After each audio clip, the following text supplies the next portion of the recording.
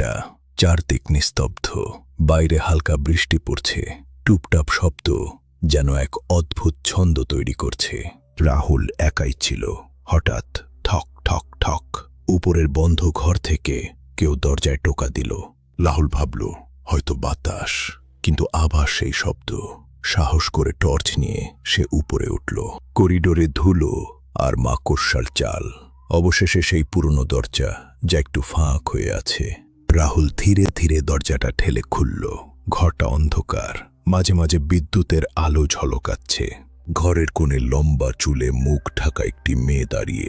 রাহুল কাঁপা গলায় বলল, কে তুমি? মেয়েটির চোখ নেই, শুধু কালো ফাঁকা গর্ত। সে ফিসফিস করল, তুমি দরজাটা কেন খুললে? তখনই ঘরের ভেতরে আরেকটা দরজা নিজে নিজে খুলল। ভেতর থেকে শত শত কণ্ঠস্বর ফিস ফিস করছে। পরদিন রাহুল নেই, শুধু দরজায় আঁচড়ের দাগ আর রক্তে লেখা, দরজাটা কখনো খুলো না।